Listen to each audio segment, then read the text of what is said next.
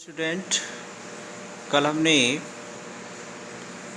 कक्षा 9th विषय गणित के अंतर्गत एक्सरसाइज 6.1 के अंतर्गत जो लास्ट क्वेश्चन था उसका सॉल्यूशन किया था। आज हम जो अगले एक्सरसाइज है हमारी 6.2 उसको करने से पहले उससे जो बेसिक चीज़ें संबंध रखती है और जिनका हम प्रयोग करने वाले हैं आगे 6.2 में, उसके बारे में हम यहाँ आपको जानकारी देंगे। तो सबसे पहले है आपका समांतर रेखाएं और तिर्यक रेखा, यानी दो चीज़ें हम यहाँ पर आज की वीडियो में पढ़ाने वाले हैं आपको, समांतर रेखाओं के बारे में, दूसरा तिर्यक रेखा के बारे में। तो सबसे पहले है हमारा समांतर रेखाएं, जिसको कहते हैं इंग्लिश में पैरेलल लाइंस। तो देख लेते हैं क्या होती है ये। यदि दो रेखाएं एक ही समतल में स्थित हो तथा किसी भी दिशा में बढ़ाने पर, ठीक है, किसी भी दिशा में बढ़ाने पर एक दूसरे को प्रतिच्छेद न करें, तब इस प्रकार की रेखाएं समांतर रेखाएं कहलाती है। ठीक है, किस प्रकार से कहलाती हैं इसको अब देख लेते हैं। कह रहा था यदि दो रेखाएं, तो आपकी ये दो रेखाएं हैं एल और एम, दो रेखाएं हैं, ठीक है, एक ही समतल में स्थित हो। तो ये समतल मान लीजिए आप, एक प्रकार से कॉपी का जो पृष्ठ है आपका एक समतल है और इसमें दो रेखाएं हैं एल और एम, तथा किसी भी दिशा में बढ़ाने पर, अब इसको एल को चाहे आप इधर बढ़ाओ, ठीक है, इधर की तरफ बढ़ाओ या फिर इधर की तरफ बढ़ाइए। ऐसे ही एम को आप चाहे इधर बढ़ा सकते हो चाहे इधर बढ़ाओ।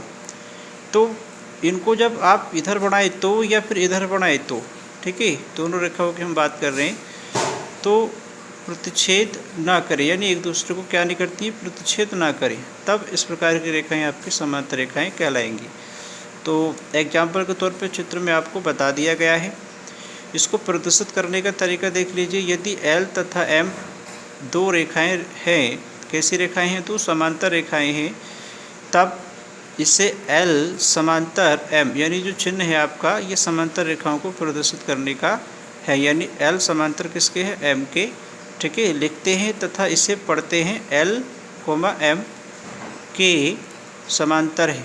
तो हम इस प्रकार से इसको पढ़ेंगे और इसको हम लिख सकते हैं। और स्पष्टतः जब एल समांतर एम के है तब एम समांतर एल होगी, ठीक है, जब एल समांतर एम के होगी तो एम समांतर एल के भी होगी। ये चीज़ हमने लिखकर आपको समझाई है। उसके बाद हम अगले टॉपिक की बात करते हैं तिर्यक रेखा।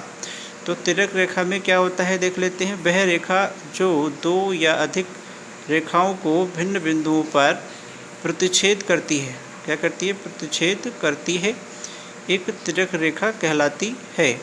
तो देख लीजिए इसको भी किस प्रकार से हमने चित्र के माध्यम से बताया है। तो यहाँ पर आपकी दो रेखाएं एम और एन है। ये जरूरी नहीं है कि रेखाएं आपकी समांतर हो, किसी प्रकार की रेखाएं हो सकती हैं आपकी। वह रेखा जो दो या अधिक रेखाओं को भिन्न बिंदुओं पर प्रतिच्छेद करे, यानी ये एम और एल रेखाएं हैं और ये एल रेखा हमारी क्या है, तिर्यक रेखा है इसमें। और ये तिर्यक रेखा आपकी पी पर, एम रेखा को पी पर और एन रेखा को क्यू पर प्रतिच्छेद कर रही है। और ऐसा प्रतिच्छेद करने से हमारे जो कोण बन रहे हैं पी पर, वो ये एक कोण आपका ये बन रहा है, ठीक है, ये बन रहा है, ये भी कोण है आपका, ये भी कोण है। तो हमने नाम दे दिया है इसको 1, इसको 2, इसको 3 और इसको 4। इसी प्रकार से क्यू पर हमारे चार कोण बन रहे हैं, उनको भी हमने नाम दिया है। इसको नाम दिया है 6, इसको नाम दिया है 5 और इसको दिया है 7, ठीक है, और इसको दिया है हमने 8। तो अब ये कोणों के नाम दिए हैं तो ये क्या कहलाएंगे देख लीजिए। यहाँ रेखा एल रेखाओं, ठीक है, यहाँ पर जो रेखा है एल रेखाओं क्रमांकशः एम तथा एन के लिए एक तिर्यक रेखा है, जिसमें कोण 1, कोण 2, कोण 7 तथा कोण 8 बाह्य कोण है।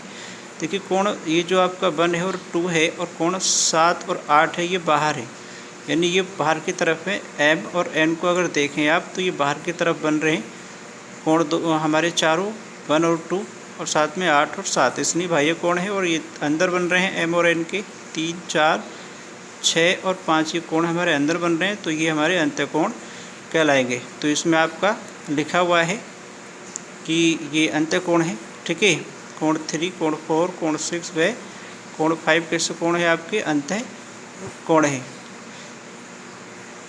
धन्यवाद।